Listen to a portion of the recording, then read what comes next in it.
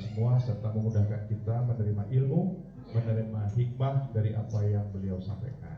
Jazakumullah khairan, barakallahu fikum. Assalamualaikum warahmatullahi wabarakatuh. Bismillahirrahmanirrahim. Assalamualaikum warahmatullahi wabarakatuh.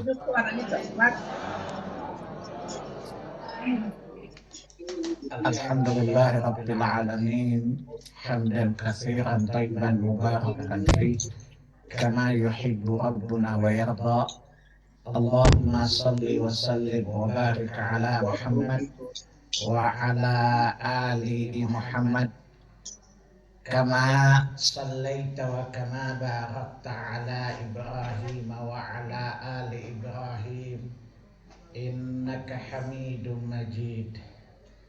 Ya ayyuhalladzina amanu taqullaha haqqa tuqatih wa la tamutunna illa wa antum muslimun. Ya ayyuhalladzina amanu taqullaha wa qulu qawlan sadida yuslih lakum a'malakum wa yaghfir lakum dhunubakum wa man yuti'illaha wa rasulahu faqad faza fawzan 'azima. Amma ba'd, fa inna asdaqal hadithi kitabullah wa khairal hadi hadi Muhammadin sallallahu alaihi wasallam wa syarrul umuri muhdatsatuha wa kullu muhdatsatin bid'ah wa kullu bid'atin dhalalah wa kullu dhalalatin finnar. Bapak Ibu, ikhwani wa akhwati fiddin, a'azzani Allah wa iyyakum wa rahimani Allah wa iyyakum. Alhamdulillah, segala puji bagi Allah Jalla Jalaluh atas setiap nikmat yang telah kita gunakan.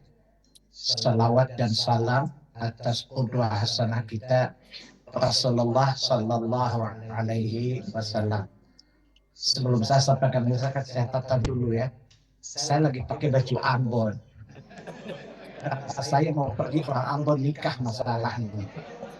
Jadi saya sampai jam 9 selesai kantor ya.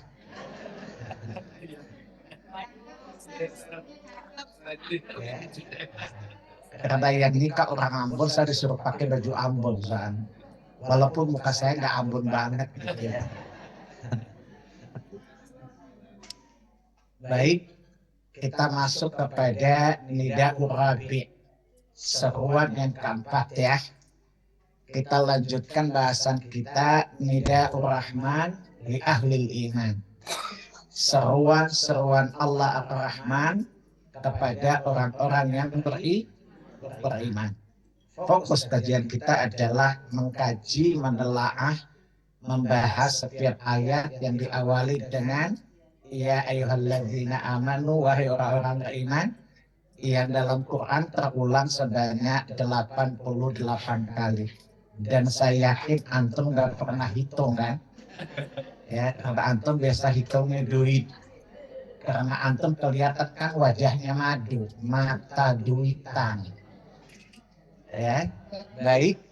Seruan yang keempat adalah tentang tujuan qisas adalah untuk menjaga kelangsungan hidup manusia. Seruan yang keempat adalah seruan ilahi yang Allah tujukan kepada orang beriman pada surat 2 Al-Baqarah ayat 178 dan 179. Silakan lihat redaksi ayatnya. Ya ayyuhalladzina amanu kutiba alaikumul qisasu fil qatla al-hurru bil hurri wal 'abdu bil 'abdi wal untha bil untha. Ya, faman ufiya lahu min akhi syai'un fattiba'un bil ma'ruf wa ada'un ilaihi bi ihsan. Ya. Kemudian kata Allah, dzalika takhfifun min rabbikum wa rahmah. Faman i'tada ba'da dzalika falahu 'adzabun alim. Wahai orang-orang beriman, kutiba alaikumul qisas fil qatla. Diwajibkan atas kalian menegakkan hukum qisas atas pembunuhan. Ya al-hurru bil hurri, orang merdeka dengan merdeka, wal abdu bil abdi, budak dengan budak, wal unsa bil unsa, perempuan dengan seterusnya. Kemudian kata Allah, faman ufiya lahu min akhihi syai'un. Siapa yang mendapatkan pemaafan dari saudaranya, fattiba'un bil ma'ruf wa ada'un bil ihsan. Maka hendaklah dia mengikuti pemaafan itu dengan membayar diat, ya, dengan cara yang baik. Kemudian kata Allah, dzalika takhfifun min rabbikum. Demikianlah keringanan dari Rabb kalian, ya, dan rahmat dari Rabb kalian. Faman i'tada ba'da dzalika falahu adzabun alim. Siapa yang melampaui batas setelah penetapan ini, maka sungguh dia pasti akan diazab oleh Allah Subhanahu wa taala. Kemudian ayat 179 Allah katakan, walakum fil qisas hayatu ya ulil albab. Pada qisas itu terdapat jaminan kehidupan bagi orang-orang yang berakal. Simpel saja gini, sababun nuzul. Sebab turun ayat ini ketika dua suku, satu namanya Nadir, satu namanya Quraizah. Sebelum masuk Islam, keduanya berperang. Bani Nadir selalu unggul mengalahkan Bani Quraizah. Sehingga Bani Nadir merasa lebih mulia terhormat dari Bani Quraizah. Sehingga pada satu waktu sebelum masuk Islam, orang-orang Quraizah itu membunuh orang Bani Nadir. Dalam keyakinan Bani Nadir, kalau orang Bani Nadir membunuh orang Quraizah, maka cukup dengan bayar binatang saja. Tapi kalau misalnya orang Nadir itu dibunuh oleh Quraizah, misalnya orang Bani Nadir membunuh orang Bani Quraizah, membunuh orang Nadir itu yang perempuan bunuh perempuan, maka balasannya orang Nadir harus membunuh orang Quraizah itu laki-laki. Karena bagi orang Nadir, laki-laki Quraizah itu nggak laku. Ya, bahkan lebih laku perempuan bangsa Nadir. Jadi kalau yang membunuh, misalnya, kalau Quraizah membunuh Bani Nadir itu budak yang dibunuh, maka orang merdeka Bani Quraizah yang dibunuh. Karena dalam pandangan orang Nadir merasa lebih superior dari orang Quraizah. Merasa lebih elit lah gitu ya. Merasa lebih priai lah kira-kira gitu ya. Sehingga ketika mereka masuk Islam, ini perlu ada tagihan. Artinya ada kasus masa lalu yang masih tersisa setelah masuk Islam. Ya, maka Bani Nadir datang kepada Quraizah menuntut ya agar mereka membunuh sesuai dengan selera mereka. Sesuai dengan logikanya orang Bani Nadir tadi, alias suka-suka lah. Gue berkuasa, gue lebih hebat, gue super power gitu. Lo mau apa lo? Ya, maka Allah turunkan ayat ini. Ya, jadi kata Allah, orang yang bunuh budak ya dibunuh budak juga. Paham ya? Kalian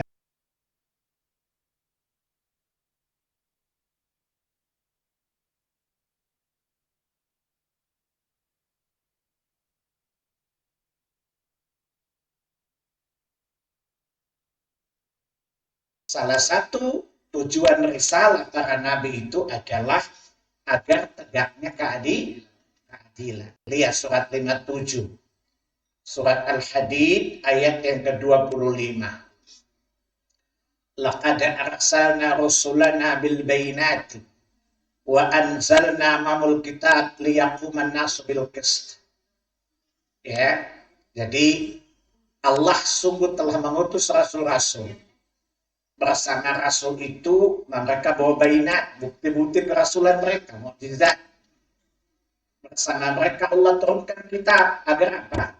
Liyaquman nasu bil qist. Agar dengan kitab itu, dengan risalah itu, Allah ingin mengedukasi manusia agar dapat menegakkan keadilan. Jadi kalau ada orang mengatakan Islam tidak adil, kafir. Karena dia mengingkari ayat Allah tadi. Ya? Allah mengatakan tujuan para nabi diutus dengan agama di bawah mereka, dengan kitab adalah demi tegaknya keadilan. Salah satunya adalah nyawa, balasannya nyawa. Datang dasar itu kan. Ya pokoknya nyawa senyawa atuh ya. Nah, jadi kalau Jawa balas nyawa. Baik, pembahasannya sederhana gini. Sekali lagi saya menerangkan permasalahan ya. Karena pesertanya kebanyakan ibu-ibu kan. Ibu-ibu itu filenya kecil. Isinya itu TBC, tomat bawang cabai. Nah, sehingga butuh penyederhanaan permasalahannya. Karena udah sibuk ngurusin anak, bukan? Karena anak orang, resek lagi. Suami anak orang, bukan? Pengen ditinju nggak bukan anak orang itu? Kata ibu-ibu kan dikasih belanja, Ustaz. Ya. Baik, pembunuh, jadi hukum asalnya kita diharamkan membunuh 2 orang. Pertama, diharamkan membunuh orang mukmin. Yang kedua, tidak boleh membunuh orang kafir yang ada perjanjian damai dengan orang muslim. Makanya orang kafir itu ada 3 loh. Ya, orang kafir itu ada berapa? Pertama namanya kafir harbi. Kafir yang memerangi Islam maka perang sampai tuntas. Yang kedua namanya kafir mu'ahad. Orang kafir yang diperangi tetapi kemudian mengadakan gencatan senjata perjanjian damai. Maka wajib bagi kita untuk menjaga jiwa, harta, dan darah mereka. Tidak boleh ditumpahkan. Paham? Yang kedua adalah kafir zimmi. Orang kafir yang berada di bawah pemerintahan orang muslim. Nah, maka orang-orang semacam ini tidak boleh dibunuh, orang kafir semacam ini. Ya, jadi kalau dalil mengatakan, jadi kalau ditanya jihad kan untuk bunuh orang kafir, enggak kali. Jihad itu untuk memerangi orang yang memerangi orang Islam. Jadi jihad itu bukan untuk membunuh orang kafir. Yang dibunuh adalah kafir harbi. Itulah jihad. Faham? Ada yang tadi. Maaf, tadi orang kafir ada 4, saya lupa. Ya, tadi pertama adalah kafir harbi. Diperangi sampai habis. Nah, adapun yang 3 itu tidak boleh dibunuh. Pertama adalah kafir zimmi. Orang kafir yang dibawa taklukan orang mukmin, orang beriman dan jadi warga negara di negeri Islam itu. Maka dia mesti dijamin darahnya, dijamin hartanya, dan dijamin nyawanya, nggak boleh diganggu. Yang kedua kafir mu'ahad. Orang kafir dengan orang Islam berperang. Kemudian terjadi gencatan senjata. Lalu ada perjanjian damai. Selama orang kafir tidak membatalkan perjanjian damai, nggak boleh diperangi orang kafir itu. Kecuali dia melakukan perkhianatan terhadap perjanjian. Yang ketiga namanya kafir mu'amman. Misalnya kita dengan negara kafir lagi perang. Tiba-tiba orang di sana nyebrang ke sini namanya minta suaka. Ya, selama kita berikan suaka kepada mereka, maka tidak boleh diganggu darahnya, hartanya, dan nyawanya. Jadi mu'aman itu sama dengan suaka tadi.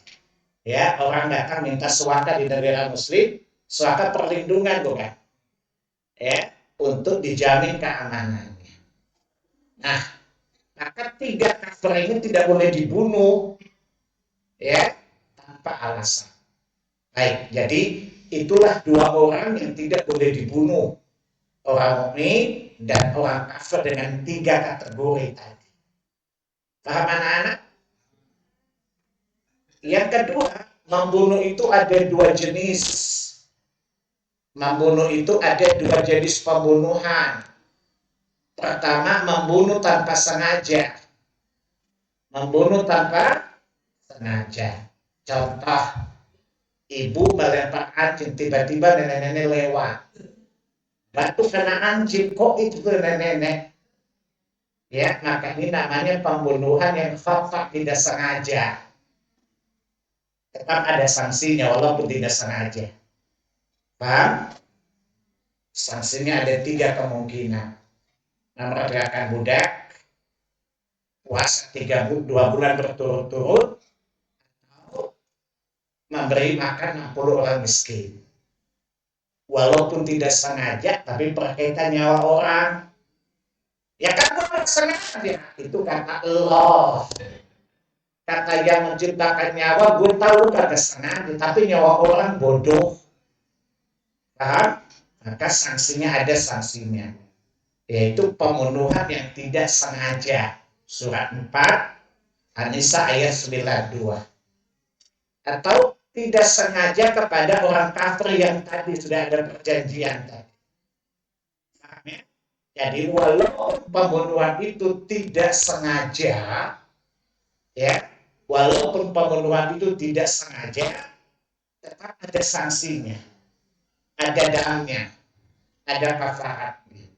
Menunjukkan sebelum adanya Komnas HAM, Islam sudah menjamin hak asasi kehidupan manusia. Paham? Jadi walaupun tidak ada kesengajaan, tetapi Allah menghargai nyawa manusia. Tetap ada damnya, ada hukumannya, agar manusia ke depannya lebih hati-hati. Jangan asal lempar saja, atau nenek lewat mati tadi nenek-neneknya. Ya, atau ibu lagi lempar anjing, aki-aki lewat mati tuh, hati-hati kena lempar. Ya, ini lemparan tidak sengaja, tidak ada niat membunuh kan? Tapi tetap ada kafaratnya. Nah, yang kedua adalah membunuh dengan sengaja. Membunuh dengan sengaja ada 2. Membunuh karena ada alasan. Membunuh karena ada alasan. Contoh, dalam Sahih Bukhari Muslim, kitab Diyat, surat Al-Maidah ayat 45. Kata Nabi, tidak halal membunuh satu jiwa kecuali 3 alasan. Pertama, orang menikah lalu berzina, maka mesti dirajam sampai mati. Ini pembunuhan bukan? Ini namanya pembunuhan yang beralasan. Paham? Memang dia layak dibunuh. Paham? Yang kedua, orang yang membunuh yang kita bahas ini. Orang membunuh dibunuh. Maka ini pembunuhan karena ada alasan, dibenarkan oleh syariat. Yang ketiga karena murtad. Orang murtad dibunuh, tapi jangan antum bunuh dia, nanti masuk kuil. Ini bicara normalnya kalau negara berlaku syariat. Jangan nanya, gimana dengan kita? Itu urusan Prabowo, bukan Anda yang ditanya. Allah Prabowo, bukan Anda. Yang ditanya itu Dasko, Puan, dan kawan-kawan. Mereka pembuat undang-undang. Itu kan cuma kroco, nggak ditanya keles. Paham ya? Karena la yukallifullahu nafsan. Karena nggak punya otoritas, nggak punya kewenangan. Saya aja nggak ditanya, apalagi lo yang awam. Paham ya? Yang ditanya itu Puan Maharani. Dia ketua legislator. Ya, yang ditanya itu Sukmi Dasko. Di depan dia sama kayak gini. Yuna ditanya dia. Jelas ya? Yang ditanya Pak Prabowo, Mulyono dan kawan-kawan. Itu nggak ditanya. Yang penting antum yakin bahwa hukum Islam itu benar. Tapi kalau antum mengatakan Islam tidak adil, ya kafir, murtad. Maka yakini dulu bahwa hukum Allah itu benar. Nah, oleh karena itu adalah pembunuhan bisa yang ada alasan. Nah, adapun yang kita bahas di sini adalah pembunuhan tanpa alasan. Ingin bunuh aja, bukan ingin merampok, sakit hati dan sebagainya. Kan ada perempuan yang sakit hati mutilasi laki-laki, bukan? Ya Allah, ini perempuan jubawa bener ya. Maka dia dimutilasi juga. Ya, ada laki-laki yang patah hati, bunuh ya. Karena sakit hati, bunuh itunya. Maka ini adalah yang dibahas adalah membunuh tanpa alasan. Dalilnya bahwa membunuh pakai alasan. Dan kalau tidak ada alasan kena sanksi. Paham? Surat 17 ayat 33. Wala taqtulun nafsan allati haramallahu illa bil haqq. Dan jangan engkau membunuh satu jiwa tanpa alasan yang benar. Ya, nanti ibu lihat di belakang ayat itu, kalau membunuh dengan kezaliman sengaja, maka ada sanksi hukumnya. Sampai di sini jelas nggak? Woi, jelas nggak? Kan antum kadang-kadang ditanya kayak orang-orangan sawah.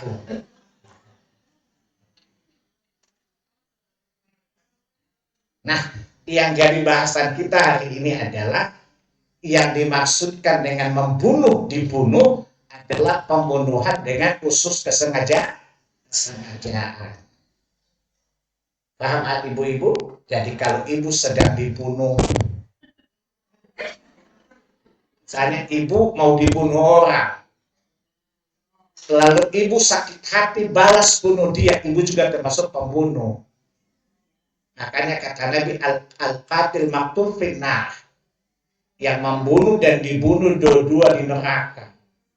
Para sahabat mengatakan kalau yang membunuh oke, ya Nabi. Lah orang yang dibunuh, lah dia niatnya juga balas bunuh. Masalah niat membunuh. Adapun ketika dia membela diri, kemudian dia membunuh terbunuh, ya tidak dosa. Nah, tapi kalau ada niat daripada gue mati, mendingan lu mati duluan, sama-sama kata Nabi. Jadi Islam indah bukan? Indah. Saya punya cerita.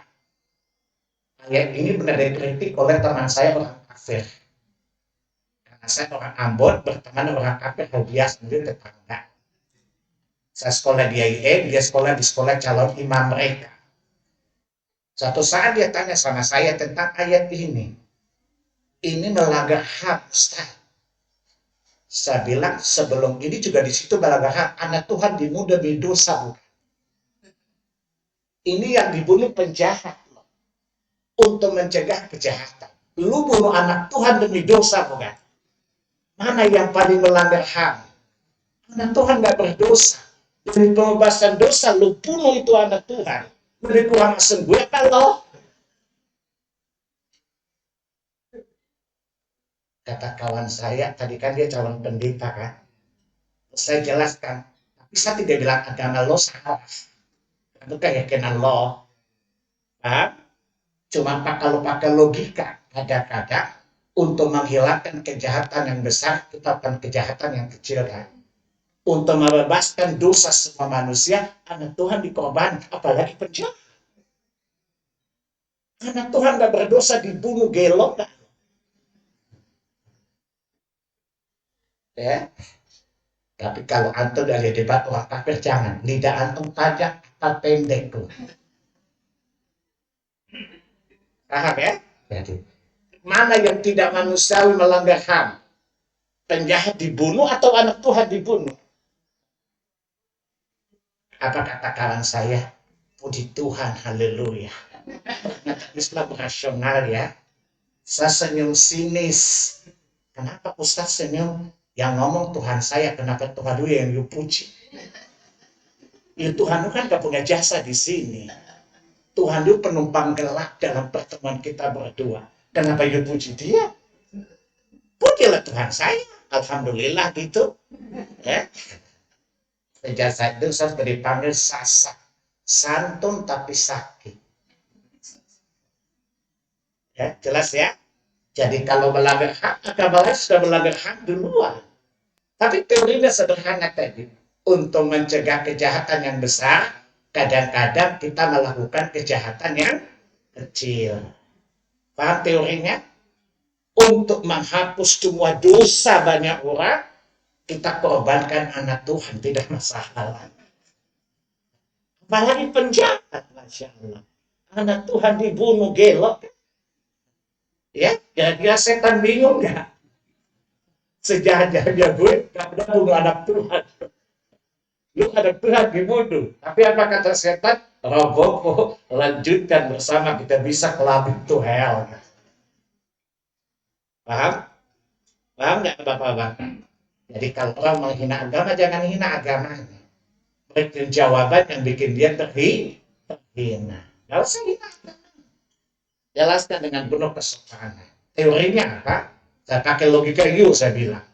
Kadang-kadang untuk mencegah kejahatan yang besar, kita dituntut bukan kejahatan yang kecil.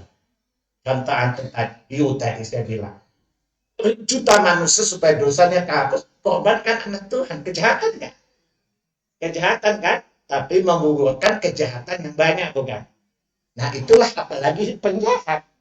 Ya, nah, jadi Tuhan kami mencegah kejahatan dengan melakukan kejahatan. Membunuh kejahatan asalnya enggak. Membunuh kejahatan enggak. Tapi kata Allah tujuannya untuk menjamin hidup, bukan? Untuk mencegah kejahatan yang lebih besar. Sehingga dalam teori fikihnya kadang-kadang untuk mencegah kejahatan yang besar, kita kadang dituntut bukan kejahatan yang kecil. Tapi jangan pakai logika jahat lah ya. Kalau kita besok berdiri jahat dulu ya nggak apa-apa. Yang penting kecil-kecil aja. Muka antum kan muka mules, bukan ngeles kan. Paham ya? Bapak-bapak. Supaya nyawa-nyawa lain tidak terancam, satu orang dibunuh sebagai contoh, bukan? Tidak menimbulkan efek jerakan. Memang tidak menghilangkan sih. Minimal yang mau bunuh masih ngiri-ngiri juga kan? Nah, coba, saya punya teman nanya. Ada bercerita. Dia nantang ketika Pak SBY dulu, kan ada orang Indonesia bunuh orang di Saudi kan? Perempuan itu ya. Kemudian mesti dibayar dam karena ada ampunan dari keluarganya. Teman saya orang Ambon Muslim, dia bilang itu melanggar HAM, Ustaz. Ya, yang berhak mematikan itu Tuhan. Yang suruh Tuhan, bego. Saya tanya, yang suruh membunuh itu siapa? Tuhan kan? Dan Tuhan Allah kasih alasan bukan? Bahwa tujuan membunuh satu orang ini untuk menjaga keselamatan. Kata Allah di surat berapa? 5 ayat 32. Ya, menjaga satu nyawa itu sama dengan menjaga nyawa seluruhnya. Dan membunuh satu orang sama dengan membunuh nyawa semua. Surat 5 ayat 32 ya. Udah ketemu belum? Kalau belum itu masalah lo. Bukan masalah gue. Gue cuma sebutkan karena waktu saya terbatas mau buru-buru pergi. Jauh soalnya ke Jati Asih. Ya di Villa Nusa masalah. Jauh kan? Namanya enak dulu nggak enak di gua tamunya. Jelas ya?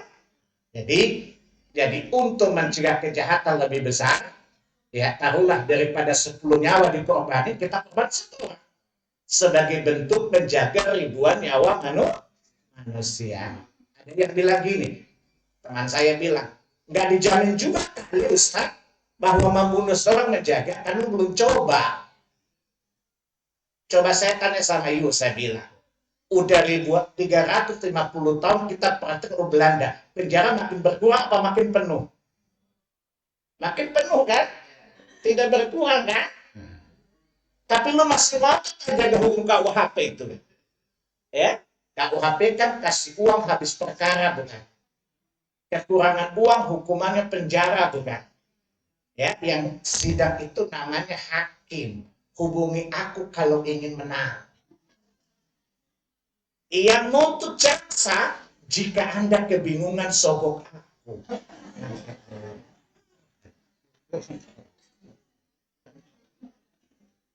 Realitasnya gitu kan? Ini tidak menyudutkan pekerjaan kan? Tapi realitasnya gitu kan? Alias bil fulus kullu syai'in tembus. Bila fulus kullu syai'in mampus. Maka Allah menegakkan keadilan dengan cara apa? Mencegah kejahatan lebih besar, maka sang penjahatnya harus dienyahkan. Membunuh itu kejahatan loh. Nah, kenapa kejahatan? Tadi dulu ya surat 4 ayat yang ke-52, ayat ke-93. Membunuh dengan sengaja itu dosanya neraka jahanam loh. Berarti membunuh kejahatan bukan? Ya. Tetapi untuk melihat kejahatan yang berantai kan, maka dalam teori fikih untuk menghilangkan kejahatan lebih besar, kita harus melakukan kejahatan yang kecil. Sedikit untuk mencegah, adil nggak rasionalnya? Nah, jadi kalau ada orang kafir ngomong soal tidak melanggar hak, lo juga duluan melanggar hak, anak Tuhan lo bunuh lo gara-gara dosa lo. Ya. Ini perlu dikonfesi Jenewa ya. Jelas ya? Tapi sekali lagi lu jangan coba-coba debat sama orang kafir ya. Karena antum itu panjang lidahnya, pendek akalnya, cetek imannya. Nah, antum jadi korban loh. Ya, kalau saya udah terlatih untuk diskusi masalah. Karena saya besar di lingkungan orang-orang kafir. Jadi sudah siap tempur memang. Ya, dan saya punya peluru cukup banyak. Dan saya suka cerita, banyak cerita kalau diskusi dengan orang kafir Ambon kan. Ya, dan banyak masuk Islam. Ya, karena saya dianggap ustadz gila-gila. Karena jawabannya ada gila-gilaan gitu. Ya, sampai ada pendeta ngomong sama saya, Ustaz Salim, itu ada anak masuk Islam gara-gara ustadz gila katanya. Jawabannya gila-gilaan. Itulah Islam. Orang gila ngomong aja bagus, gimana yang waras ngomong? Itu orang gila ngomong, gimana yang waras? Kata pendeta ini tua teman ayah saya, dia bilang kayak saya, anak itu pintar banget jawabnya. Saya masih mikir dia jawab aja.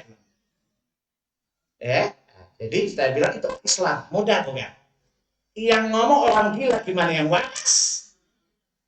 Ya, sementara agama lain yang ngomong waras, yang waras jadi gila bukan? Islam tidak. Orang gila ngomong saja orang barat tambah waras bukan? Orang gila jadi waras bukan? Karena Islam itu ilmiah sadasar. Ya, makanya tutup Islam karena kebodohan. Jelas ya? Jadi itulah alasan kenapa kisas itu ditegakkan. Dan kisas itu hukumnya wajib. Sama dengan kata la kutiba alaikumussyiyam. Setannya sama anggota DPR yang muslim. Sekali-sekali kita tiadakan puasa gimana Ramadan. Semangat itu semangat. Nah, kata ayat kutiba kisas kan nggak pernah sama-sama kutiba. Ya? Ini DPR luas gak sih? Katakan saya, ini jebakan besar. Kan saya pernah ngomong sama anggota DPR Partai Islam. Sekali-sekali nggak usah puasa di Indonesia. Dasarnya apa? Kutiba alaikumussyiyam 183 kan? Terus ada kutiba alaikumussyiyam sama-sama kutiba. Kenapa di sini dijalankan? Ini enggak. Waras saya. Puasa ditiadakan. Ya, dosa kolektif kalau surat 1279 dihilangkan dosa masa bukan dosa masa, dosa lo. Kalau puasa ditiadakan semuanya dosa. Tapi ini tidak, yang dosa lo bukan otoritas lo, bukan gua. Bukan cuma rakyat, cuma cecumo. Misalnya kan cuma ceramah, lo yang bikin legislasi kan? Jadi nanti gue nggak bilang lu nggak masuk neraka, tapi susah masuk surga. Tapi saya jangan nakut-nakutin Ustaz. Saya bilang wallahi demi Allah, saya nggak bilang kamu masuk neraka, tapi susah sekali masuk surga. Ya sama terserah Allah. Gaji dinaikin, jangan tidak. Kepentingan kami nggak diperjuangkan, gelap nggak? Nah, jadi saya bilang, sekali kita nggak usah puasa, kenapa? Dosa-dosa dan nggak tahu aja. Dasar dosanya apa? Kutiba alaikumussyiyam. Kutiba itu sendiri, kutiba perlu jalanin. Apa kata iblis? Lo sama gue mirip banget, hanya beda spesies. Kenapa? Gue percaya Allah maha benar, tapi gue nggak tunduk kan? Iblis mengaku Allah maha benar nggak? Apa yang Allah maha benar menurut iblis? Tadi dari aja. Lu tuh aslun deh. Surat 7 ayat 16 kan? Qala rabbi fabima aghwaytani la aqudanna lahum siratal mustaqim. Wahai Tuhanku, karena aku divonis sesat, aku berjalan agamamu yang lurus bukan? Jadi iblis mengakui agama Islam benar bukan? Allah maha benar bukan? Tapi ketika Allah suruh sujud nggak mau bukan? Jadi lo mental iblis logika setan. Percaya Allah itu pencipta, tapi tidak tunduk, tidak patuh. Jadi kira-kira kalau ibu-ibu baca a'udzubillahi, saya bilang ke teman saya, jadi kalau antum baca a'udzubillahi minasyaitonirrajim, ibu bilang, dari setan mana lu berlindung, lu juga setan kan? Sesama setan tidak boleh saling menikung. Kawan saya gini, Ustadz masuk DPRD, Ustadz pandai sekali debat. Supaya Ustadz dakwah di DPR, mendingan dakwah kalau terdakwah.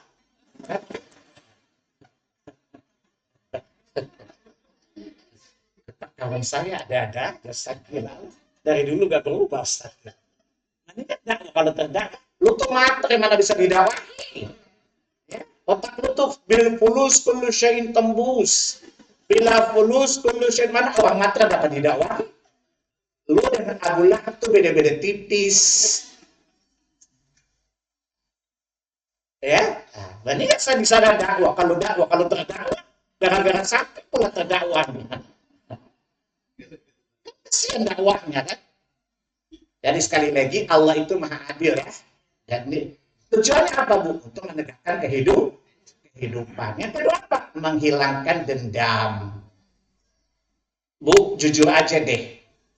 Ayah ibu dibunuh, tapi penjaranya cuma 15 tahun. Antum berita nggak dengan hukum itu? Ada niat balas nggak? Jujur aja deh. Ini fitrah kan? Tapi kalau dibunuh, lega gua. Berarti hukum ini menghilangkan penyakit sosial bukan? Ya, dendamnya turun-temurun kan? Jadi inilah cara kehidupan bukan? Pertama, menjaga nyawa agar tidak disepelekan, disesakan manusia pertama. Yang kedua, menghilangkan adanya permusuhan karena dendam di antara manusia. Allah itu maha bijaksana, Allah itu maha. Nah, saya tadi cerita teman tadi ya, teman saya yang tadi Ambon tadi yang melanggar HAM tadi, karena Allah istrinya selingkuh dengan dua laki-laki lagi selingkuh. Dia telepon saya, Ustaz, saya ada masalah mau curhat di Indosiar curhat. Pagi-pagi curhat dong.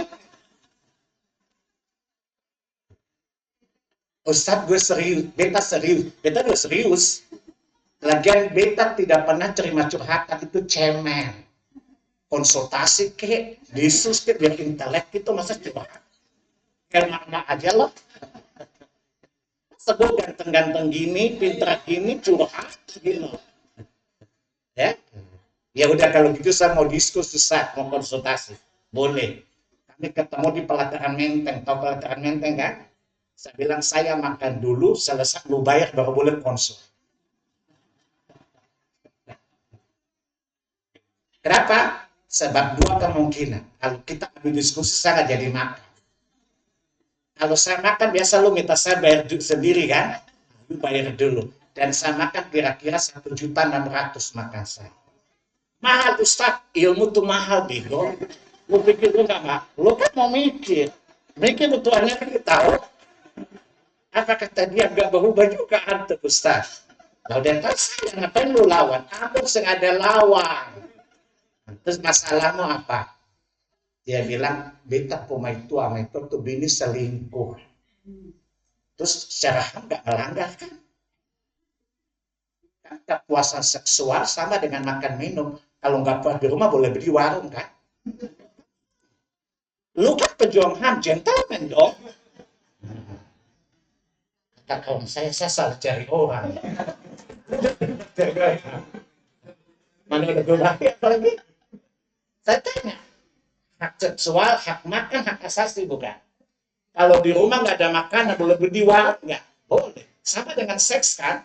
Kalau nggak puas sama lo, boleh sama laki-laki, tapi gue jajan. Dalam artian pemenuh hak asasi kan, makin pusing kan. Makan tuh makan kan sosok lo. Dan dia, iya juga Ustaz, saya juga bingung Ustaz. HAM itu artinya daging babi kering. Lo percaya sama daging babi kering loh. Nah, kalau saya kasih solusi gini. Tapi lu percaya Islam nggak dulu? Lu syahadat ulang deh, karena menurut gue udah murtad. Ya Ustaz, serius, wallahi. Lu syahadat dulu, komitmen bahwa kamu persiapan itu benar. Sunnah Nabi itu benar, bahwa sejelaskan hukum syariatnya, solusi atas rumah tanggamu kayak apa. Sebab kalau nggak dengan HAM, istri itu nggak salah. Sebab istrinya selingkuh, nggak paham kok. Itu kan hak asasi loh. Ya, makan, berpakaian, seks hak asasi bukan. Ustaz jangan kasih peluang ke dia, sabodoh, itu urusan lo. Saya tak logika Allah. Selama ini Quran lu nanti pakai HAM kan? Lalu coba jelasin HAM, kenapa salah? Ya, ini namanya orang syubhat, balikin syubhat supaya pusing aja sendiri ya. Sejasat itu kawan saya nggak percaya HAM lagi. Ya, pulang ke Ambon sejak kawinkan dengan perempuan baik-baik. Gimana setelah mengikuti sunnah? Alhamdulillah Ustaz. Islam itu logis kok. Gue ya dulu setan kena muka luka setan. Jelas ya? Jadi ini coba kalau pakai HAM pasti melanggar HAM bukan? Saya tanya gini, saya bilang ke dia suka berdalil gini. Orang itu kan takdir Ustaz. Ketika dia bela kaum gay misalnya, ya, jadi kami dua sedang makan, tiba-tiba dia bilang orang gay ketakdir Ustaz. Saya sirat mengkadir dengan kopi panas. Kenapa sirat takbir? Karena salah kan saya takbir juga kan. Kalau saya ke polisi dia, ya saya takbir kan. Kata dia gila, lu nggak pernah hilang-hilang gilanya lu. Menghadapi orang gila kayak lo perlu diterapi keras. Lo datang ke saya itu cancer akidahnya stadium 4 mesti tidak bisa lagi obat generik mesti di kemo. Siraman itu bentuk kemo tadi. Ya, tadi itu dia pikir juga ya. Tadi mendingan saya suruh mobil nabrak kamu. Kalau polisi tanya kenapa ditabrak?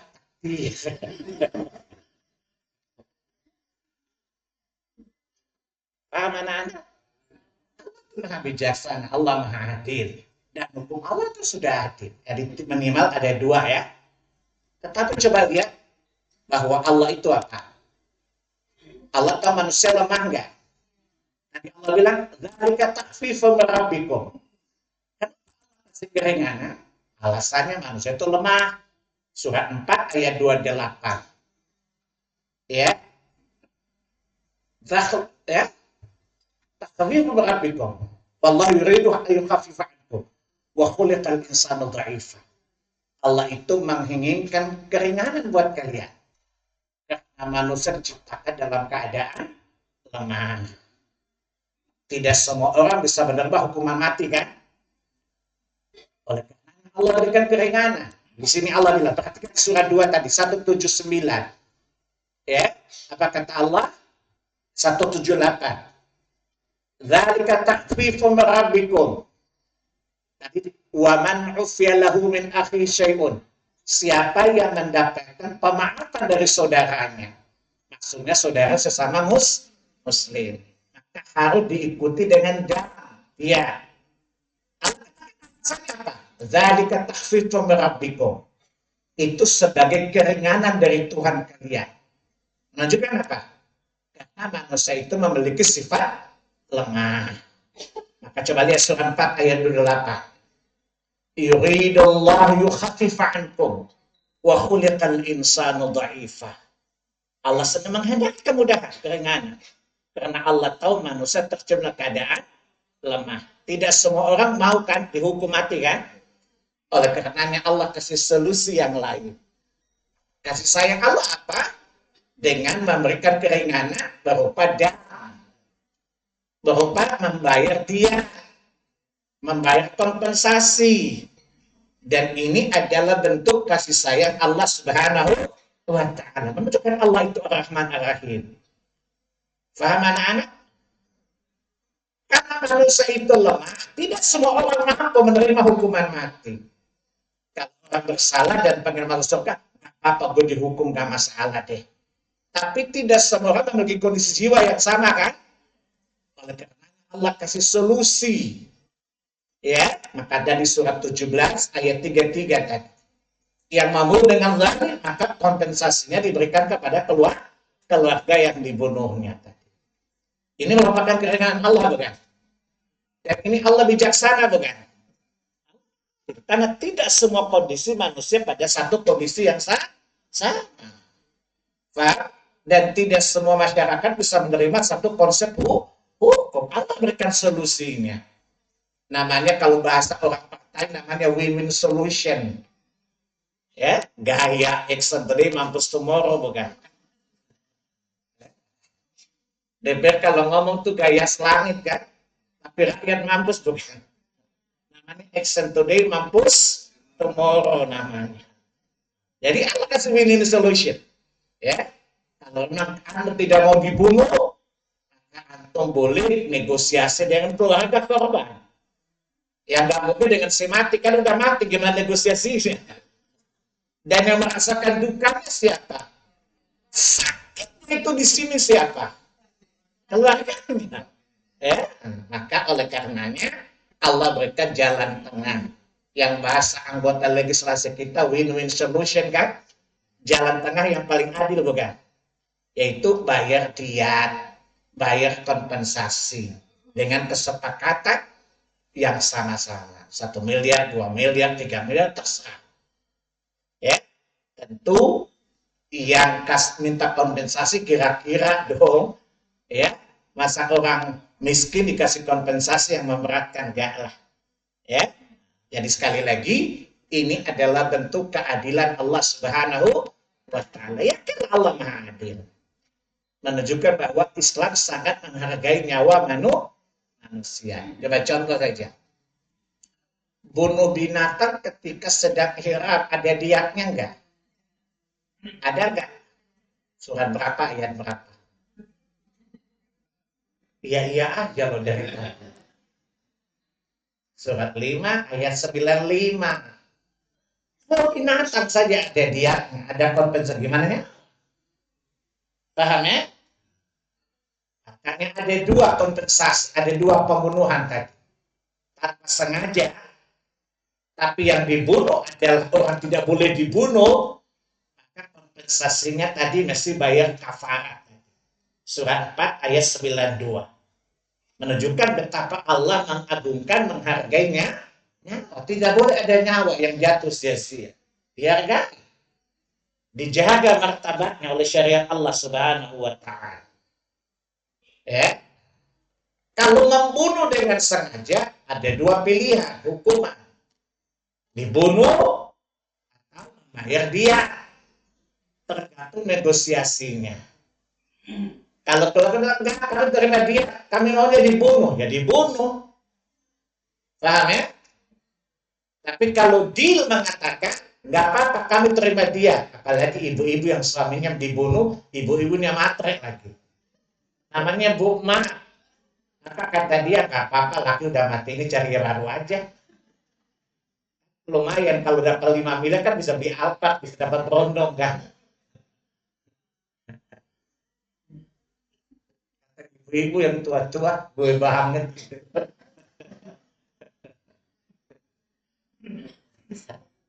Tapi ini candaan, tapi bukan itu hukumnya. Ya, semuanya kembali kepada negosiasi. Dan perlu ada mediator bernama hakim ya, supaya orang tidak semena-mena. Itu para imam 4 sepakat penetapan dam itu hendaklah dengan kebijakan pemerintah.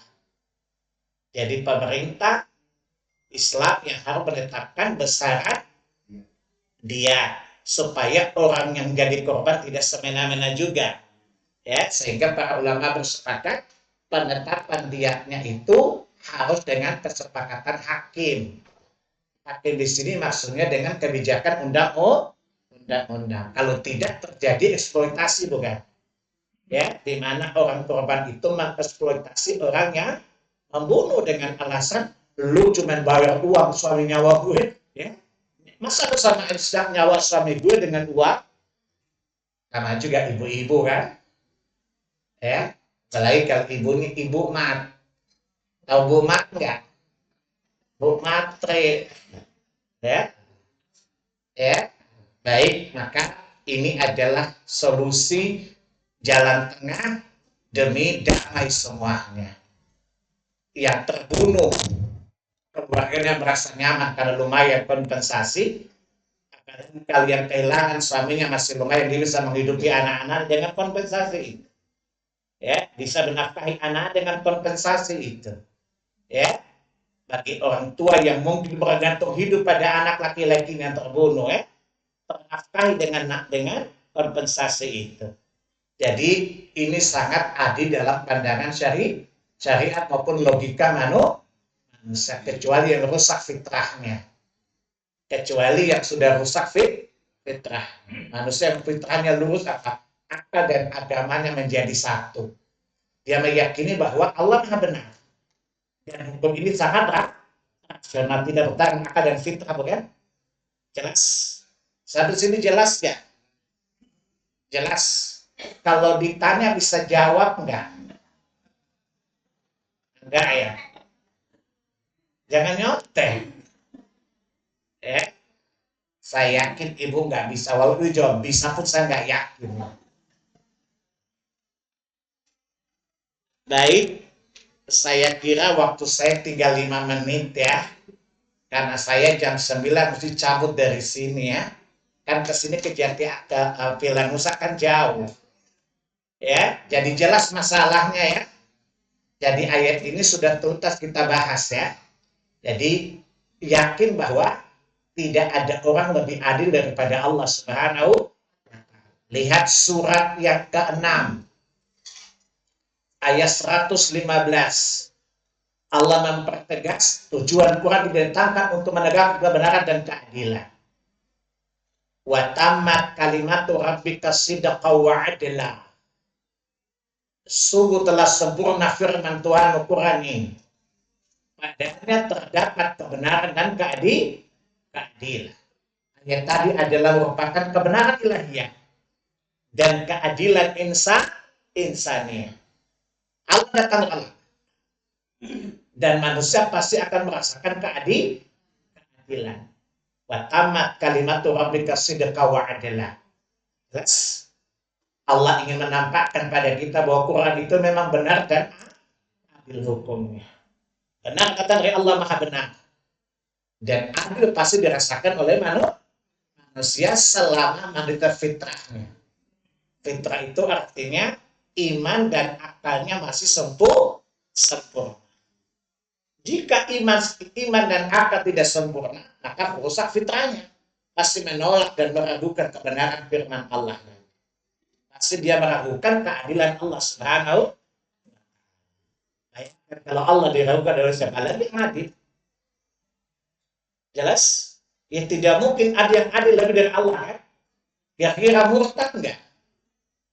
Kira-kira kafir enggak? Kafir. Waliya'udzubillah. Jelas ya? Jadi makanya ini cara kita mengajari anak-anak melalui Islam dengan keadilan sejak dini. Jelas ya? Jadi kalau ada orang ngomong Islam itu melanggar HAM, jawab aja, lu dari dulu melanggar HAM. Kenapa nggak Tuhan aja lu bunuh? Ya, makanya lu anggap pembunuhan biasa, Tuhan aja lu bunuh. Ya, sejak saat itu kawan-kawan saya orang kafir nggak berani nanya-nanya aneh-aneh. Apa kata mereka? Jawabannya menyakitkan tahu. Gak pernah cerita kan? Teman saya lihat saya jenggotan protes dia. Ustaz, bakal gaya Ambon. Jenggot teroris loh. Teman yang lain bilang, jangan cari masalah sama dia. Jawabannya kan gak enak. Tuh dia gak marah kan? Terus saya tanya, oh gitu ya? Emang yang terus itu? Lihat terus berjenggot. Dengan santai saya jawab, mungkin yang teroris berjenggot ada. Tapi ada berjenggot nggak teroris, contoh Yesus. Berjenggot nggak? Apa teroris juga? Enggak kan? Nah itu menurut teori bahwa boleh jadi teroris berjenggot, tapi tidak semua yang berjenggot itu teroris. Yang tiga bilang apa? Nah kan jawabannya.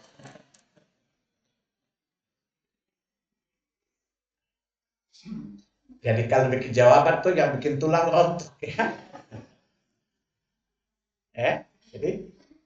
Jadi jawabannya santai aja. Kata kawan saya cari masalah kan sama aja dari dulu. Jangan cari masalah sama orang ini. Jawabannya nggak marah, tapi kita yang mau bunuh diri kan? Ya, kita yang dengarnya ingin bunuh diri bukan? Jelas ya? Jadi sekali lagi, mungkin terus berjenggot, tapi tidak setiap berjenggot adalah Yesus berjenggot nggak? Apa berjenggot lagi terusnya juga kan? Begitu juga saya. Saya dan Yesus berjenggot bukan berarti teroris. Kawan kayak saya gila-gila kepala ya. Saya bilang salim lu lawan lo. Baik, hari ini nggak ada pertanyaannya ya karena saya mau cabut. Ya. Kita akhirnya dengan saya tutup dengan dari saya, nanti Pak Dewo yang tutup ya. Dari saya cukup. Billahi taufiq wal hidayah. Wassalamualaikum warahmatullahi wabarakatuh. Wabarakatuh. Jazakumullah khairan Ustaz. Demikian Bapak Ibu, kajian kita hari ini. Insya Allah kita bertemu 2 pekan lagi. Mohon izin saya ingin Oh iya, mohon maaf saya dan keluarga ada safar 2 pekan lagi.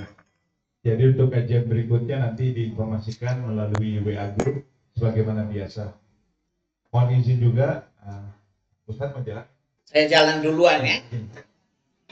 Kalian dengar Pak Dew ngeceh dulu ya. Ya, assalamualaikum. Nah, Bapak Ibu, saya mohon izin menyampaikan beberapa hal saja. Yang pertama adalah pekan depan